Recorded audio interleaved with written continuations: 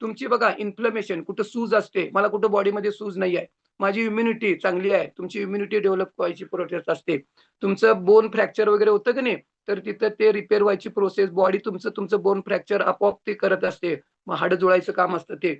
Arthritis वगैरे असतो बघा तुम्हाला संधिवात वगैरे किंवा असतो की नाही, ऑटोइम्यून डिसीज तुमचीच रोगप्रतिकारक शक्ती, तुमचंच कुत्रं तुम्हाला चावायला लागतंय. लक्षात आलं मालकाचंच कुत्रं मालकाला चावतंय. ऑटोइम्यून डिसीज म्हणतात त्याला. म्हणजे तुमचेच काय करतात, तुमचीच रोगप्रतिकारक शक्ती तुम्हाला खात असते तिथं. तर ह्या सगळ्या प्रोसेस असतात की नाही, ते टिश्यू रिजनरेट त्या होणं आवश्यक असतं. आणि मग हे जे असतं की नाही मिझल स्टेम सेल्स असतात की नाही, तर त्या तुमच्या ॲक्टिव्हेट पाहिजेत किंवा काय. आणि मग त्या मिझल स्टेम सेल्सचं काय काम असतं हे लक्षात घ्या. हे कुठं तयार होतं मी तुम्हाला येलो बोन मॅरो आहे की नाही, तर त्याचं सांगालोय.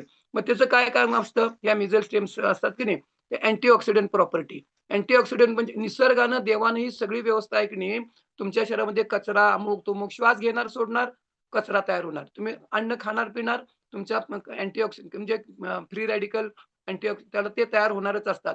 मग त्याला अँटीऑक्सिडंट प्रॉपर्टी लक्षात आलं. हे मिझल स्टेम सेल असतात की नाही, ते अँटीऑक्सिडंट तयार करत असतात. पेशी लेव्हलचा कचरा स्वच्छ करायचं काम ऑलरेडी निसर्गानं ठेवलेलं असतं. तुम्ही अँजिओजेनेसिस म्हणजे नवीन रक्त ब्लड वेसल्स तयार व्हायची प्रोसेस तयार होत असतात. नवीन रक्तवाहिन्या आपल्या शरीरामध्ये तयार व्हायची प्रोसेस असते. त्याला अँजिओजेनेसिस म्हणतात. लक्षात आलं. तुम्ही एक्सरसाइज व्यायाम या आमच्या 5:30च्या वर्कआउटच्या बॅचला. एक्सरसाइजचा फार मोठा रोल असतो. तुम्ही कार्डियाक एक्सरसाइज करता, गती वाढवणारे एक्सरसाइज, तुमच्या हृदयाच्या भोवती सगळ्या रक्तवाहिन्यांचं जाळं असतं पूर्ण. लक्षात आलं. त्या रक्तवाहिन्या ओपन राहतात. त्याच्यातनं ब्लड सप्लाय तुमच्या हृदयाला होत राहत असतो. तसं अँजिओजेनेसिस म्हणजे तुमच्या नवीन ब्लड वेसल्स त्या तयार होतच असतात. लक्षात आलं. तर त्याच्यामध्ये ह्या मिझल स्टेम सेलचा रोल असतो.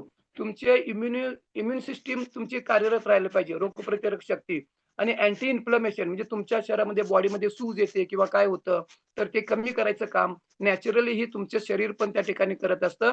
थोडी तुमच्या शरीरात तिथं आपल्याला मदत करावी लागते. काय मदत करावी लागते? तुमचा आहार पहिला कुठे येते बघा, आहार काय पोटात घालता, ते जर हेल्दी असेल, तर हे पुढच्या सगळ्या प्रक्रिया व्यवस्थित होत असतात. लक्षात आलं? तर ह्या सगळ्या आणि तुमच्या संदेश देणारे असतात की नाही, तर ते सुद्धा प्रोसेस असते. तर ही सगळी जी असते की नाही, या स्टेम सेल्सचं काम असतं. हे स्पॉन्जी टिश्यू येलो आणि रेड मी तुम्हाला सांगितलं. हे मग आपल्याला जर आपलं आरोग्य जर चांगलं पाहिजे असेल की नाही, तुमचा मज्जा धातू लक्षात आलं? अस्थिचा पुढचा धातू असतो तो मज्जा धातू. मग हे सगळं तुमच्या मज्जा धातू म्हणजे तुमचा बोन मॅरो तिथं रक्त तयार होतं. म्हणजे त्याचं सगळं परत-परत कुठं येतं, तुम्ही काय खाता आणि हे जर न्यूट्रिशन आता बघा तुम्हाला वय वाढेल तसं तुमचं कार्टिलेज 2 हाडांच्या मध्ये असतं कार्टिलेज. मग ते ते ते कार्टिलेज कमी होत असतं. वयाप्रमाणे पण कमी होतं आणि मग तुम्हाला ते सांधे दुखतात, गुडघे दुखतात. मग आम्ही निकॅप घालतो.